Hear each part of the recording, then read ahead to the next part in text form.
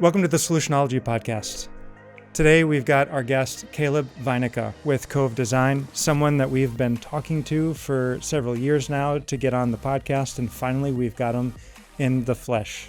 For anyone who's interested in having insight into research and development or how the right sort of exploration happens to come to a positive outcome, Caleb's feedback and approach is really, really powerful.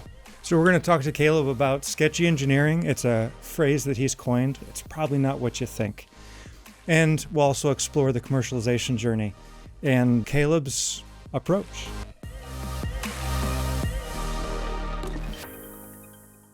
Caleb is the founder and CEO of Cove Design, an accomplished mechanical engineer, but really I see Caleb as more of a Renaissance man, and we're going to talk about that.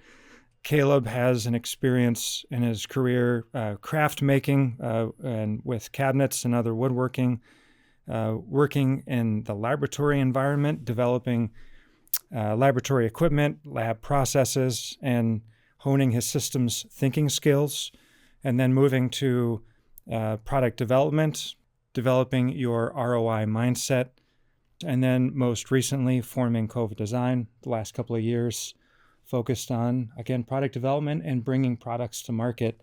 Love to hear your version of what that history looks like. Sure. Back in the 90s, when I was in high school, I was really interested in art and woodworking and kind of building things with my hands. I've always been a builder of sorts.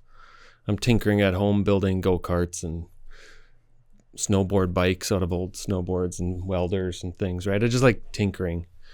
But then I decided to really push the art thing. So I actually applied for and got a grant for a full ride scholarship at the Art Institute in Minneapolis for graphic design. And I made it all of 2 weeks at the school downtown, and I realized I didn't fit in. So I quit. So I went to a cabinet shop where we were doing custom high-end premium cabinets. And this shop was unique that there was no computers in the shop. So clients would bring in a magazine clipping of something they wanted to build. And the designers in the front end would turn that into a couple of pencil sketches. They would hand it to us in the back, and we would be building it. After a couple years of that, I started asking how I could get sort of early on in the design process. How could I push myself upstream and provide value to the people that are just doing production? And so, 5 years out of high school, I went back to college for mechanical engineering. Well, halfway through college, I learned that I'm not really an engineer. Like, the analysis, the simulation, the calculations, optimization, like all of that is cool and it's interesting, but it's really rigid. I think of myself more like an explorer, or I'm a creative person. And so I memorized my way through college and I got a degree, and I went to go work at MTS Systems here in Minneapolis doing servo-hydraulic test systems, robotic airplane test gear, F1 race car simulator, stuff like that. It's really cool, but I didn't fit in. And I would ask questions like, that's cool, but like, why does it have to look so bad? And people are like, no, it works. We don't need to think about looks. It's a machine. And so that was fun, but I decided to leave in 2014 and go to Logic PD, which is a design agency focused on consumer electronics and med device. And this is where I finally figured out what I like to do, where I can provide value in a process. In consumer electronics and med device, the build cycles are short, relatively. A year or less, we're going to go from concept to production. The ideas are sort of highly varied. So we would go from working on a contact-free ultrasonic heart rate sensor for cattle industry to working on a ultrasonic face tightening therapy device. You end up developing a breadth of knowledge that covers the entire manufacturing, from concept to manufacturing, but a really shallow depth. So I'm not an expert in any one technology, but I really kind of understood at that point the R&D process.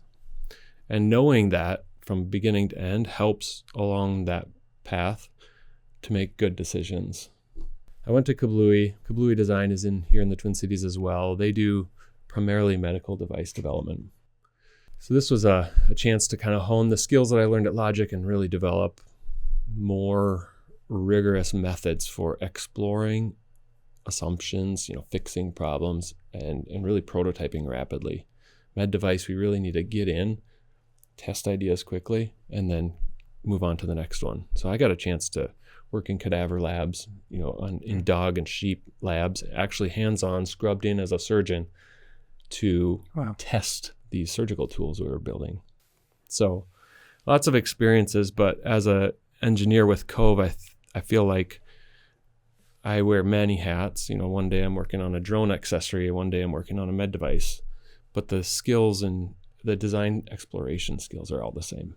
What I appreciate about you, you say some of this has come from maturity, but there's a lot more to it than just maturity. It's intentionality, you're an explorer, and going through these different journeys, having the aptitude to pick up what you're experiencing, putting that in your toolbox, and then using that into the future is that's pretty rare. That's something that I've appreciated about you as I've gotten to know you from a distance on LinkedIn. And in the posts that you share, you're sharing your journey and your experiences from all these different facets. So thank you. Yeah, no, it's been a fun journey, and I enjoy going to work every day. I hear that it's a blessing if you like your job. So I'm constantly thinking, constantly dreaming, constantly trying to think of what comes next. What comes next for my clients' projects? What comes next for Cove? Whatever it is. So you've coined a phrase, #sketchy engineering. Yeah. And we introed with that phrase. What is it? In a nutshell, I would say sketchy engineering is testing an idea thoroughly before investing significant time in it. And testing an idea is a general way of saying prototype it and figure out where it fails.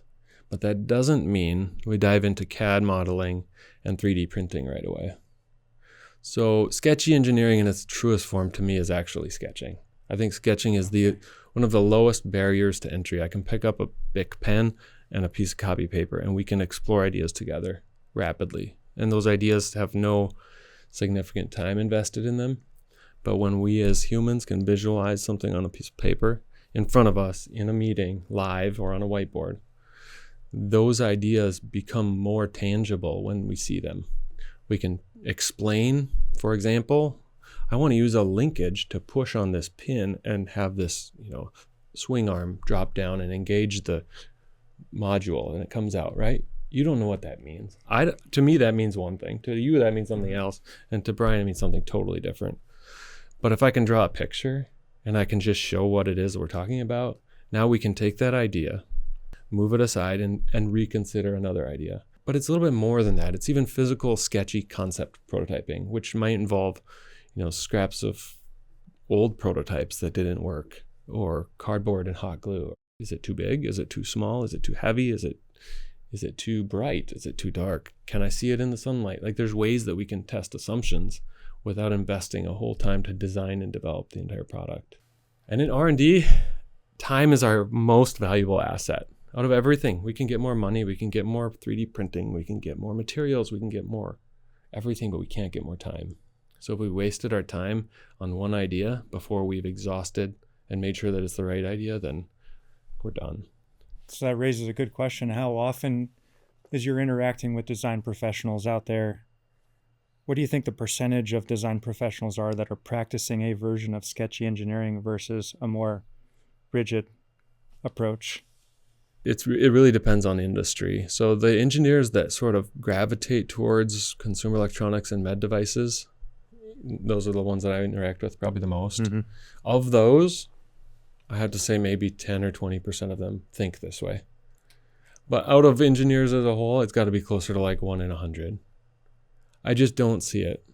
I see engineers being very rigid and very analytical and very process driven. That's just how I think that's how engineers are wired. And I don't know yet today if people find themselves in engineering because that's how their brain works, or if engineering sort of wires people's brains to think that way. I think that when people talk to me and they say, "Oh, you're an engineer or a mechanical engineer," then that's what they think that I'm here to help them with. But realistically, I'm here to help them develop a secondary product line that generates more revenue for their business, or take a product that they've been selling for 10 years and cut 30% of the cost out of it. It's just well, yeah, you've been making it with a die cast part for 10 years, but why don't you 3D print it? Why don't you injection mold it? Well, the materials weren't there when we looked at it 10 years ago. Okay, well, it's been 10 years.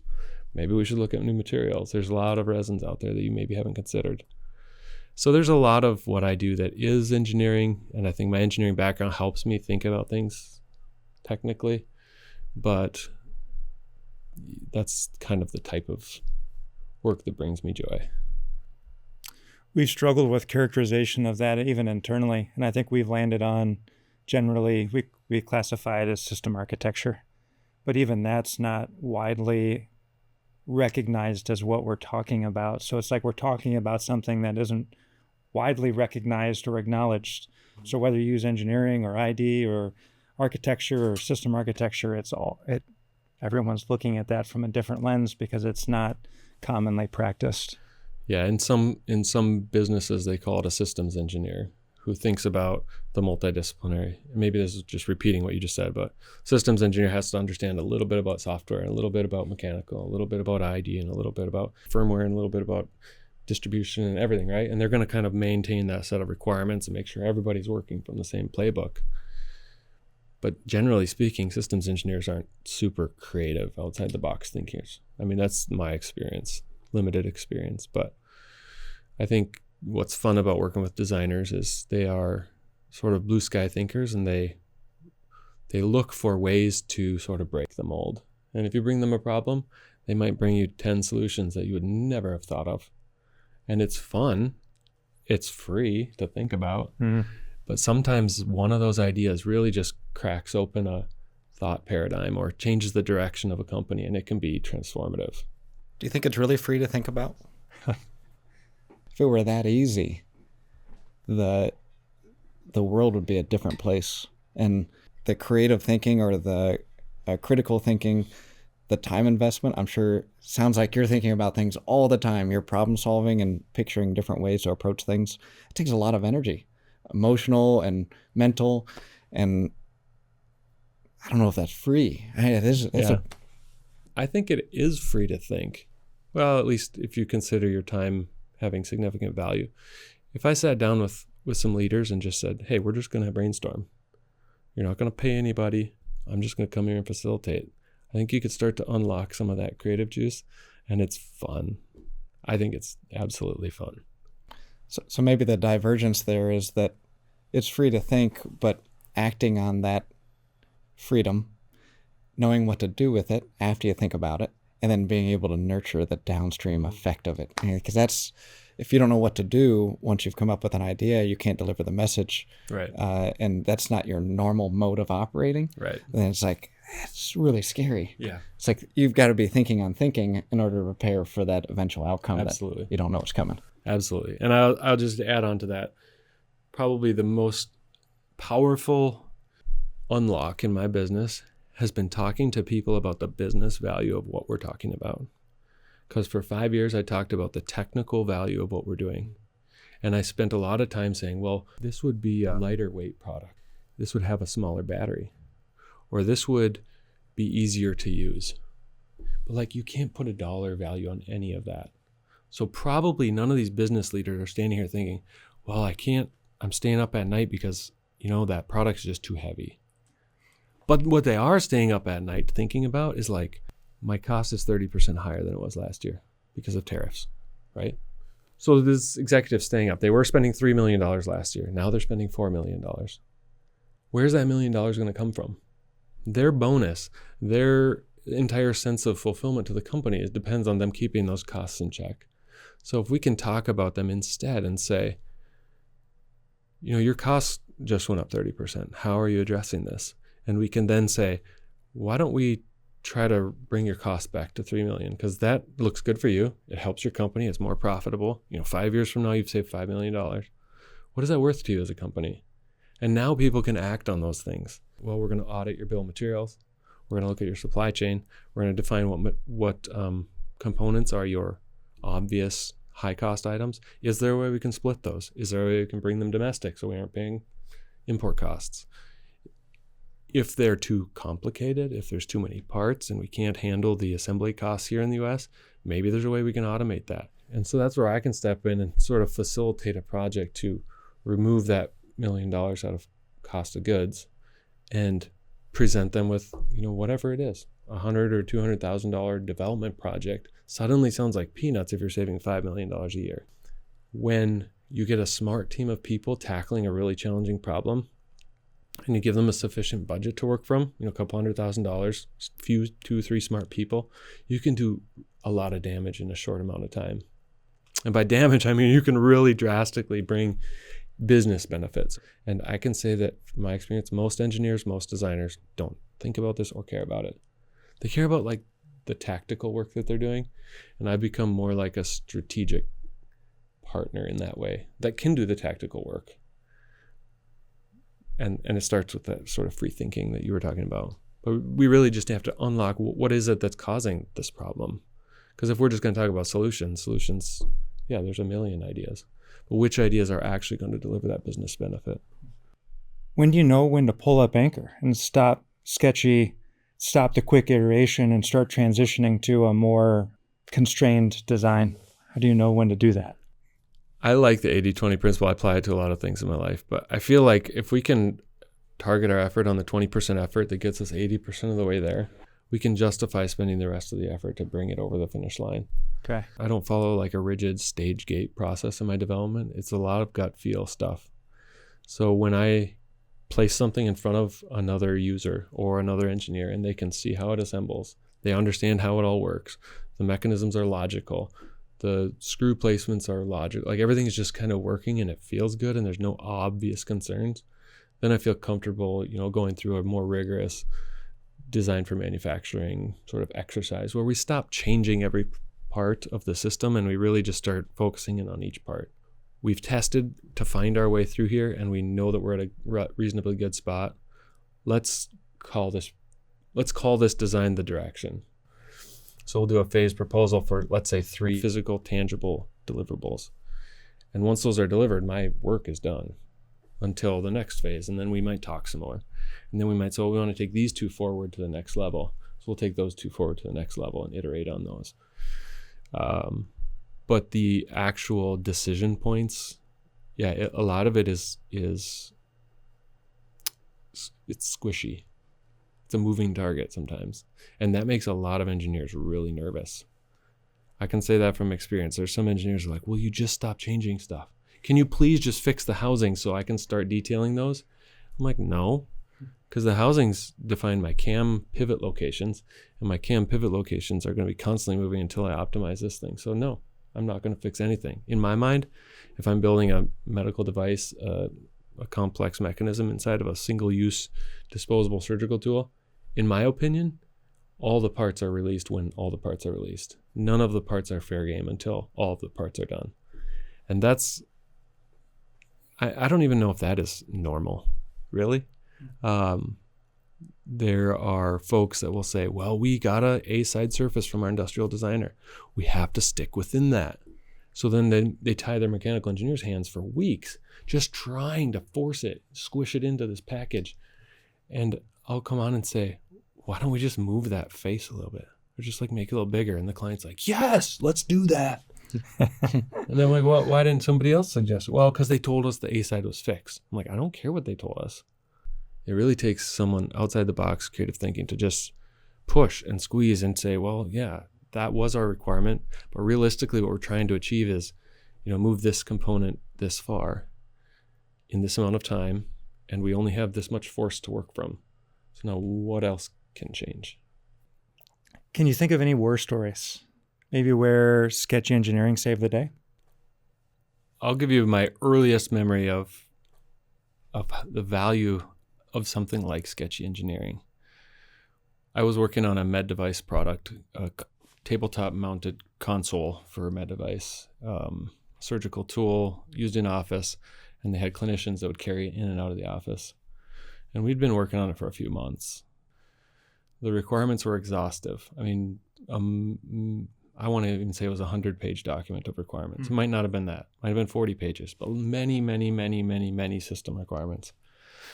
And we sit down with the client in a meeting and we're showing off our first prototype. And their first thought, or the first words that I remember, was, why is it so heavy? And everyone looked at the requirements document and they said, I don't know. It says it can be 22 pounds. I remember feeling like, oh no, there's a lot of time spent in this program. to not know that 22 pounds is the wrong weight for this device. How come we didn't test that assumption early? Like, how did we even get to this?